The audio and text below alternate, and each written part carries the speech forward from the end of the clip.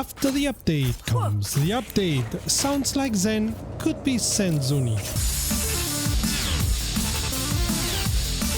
Hello Space Monkey, you're watching Space Crazy. Welcome to the channel and to our regular news roundup. Here you'll find news around any kind of science fiction game, especially if it has to do with space. If something happened last week in your favorite SF game and we missed it, be sure to tell us in the comments and we'll add the game to our list. My name is Serta and I will be your host for this video. Dune Awakening is getting a somewhat better UI, Subnautica 2 is in trouble, Forever Skies seems to be pivoting from survival game to battle game, and the altars could be facing some big issues. This and more in our news today.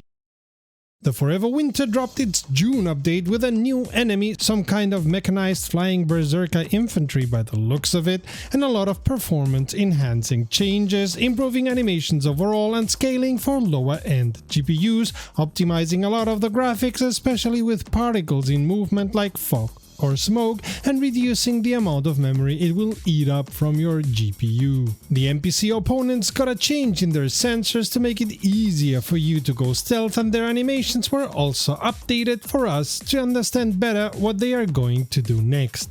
On the other hand, once they've set their eyes on you, the NPCs are more lethal than before. Oh, joy. And the Euruska drone has a new way to kill you. Did I say, oh, joy already? The devs also added a new region, Babel, as grim as all the others but beautifully built, which brings new quests with it. You may have heard it also called Shanty, which was the old name the devs used for it. There's also a new grenade you can use as decoy, attracting potential enemies to it and not to you. This doesn't work if they are already engaged in combat. And if you now talk to Lordos, he's going to give you a series of quests to help repair him. Him? Whatever. The devs call this change Part 1, so we suppose these quests are not the end of the line. Personally, I'm sad the game is becoming more and more battle-oriented, as I like the stealth element much better, but I guess the fans want more battles.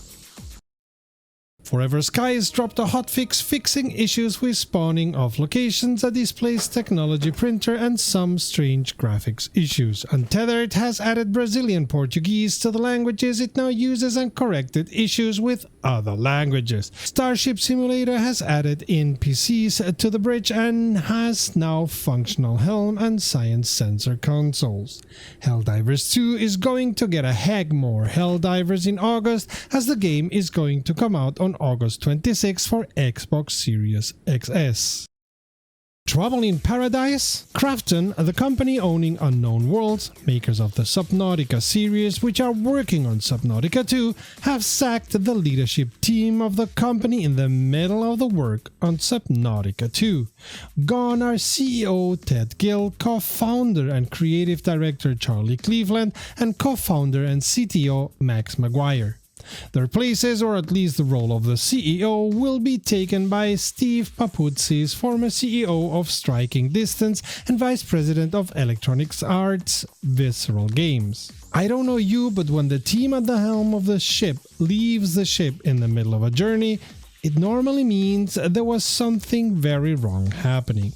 What it is, we don't know, as nobody is talking details, but I'd be surprised if this is good news for the much anticipated Subnautica 2.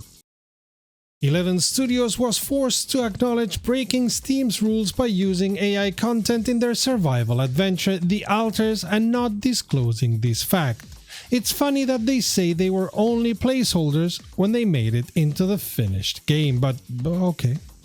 This has to do with a message in a computer terminal in-game, which even had the prompt used to generate it, as well as translations in multiple games, Korean and Portuguese in particular.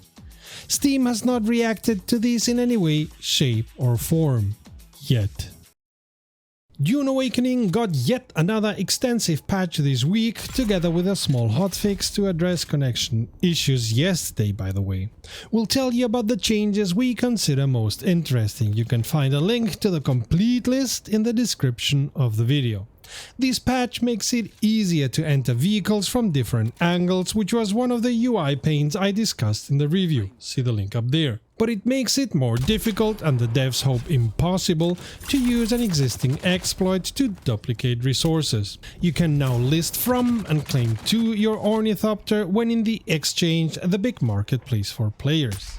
They have also changed the melee combat to make your hits more effective by having the execute move work all times it should and closing some bugs which made you get more combat damage than was expected. Also, the update makes blocking more effective by mixing yet some bugs. And one that was driving me crazy: when you picked a corpse there was always a loot container visible, and some of them you could not do anything with because they were empty.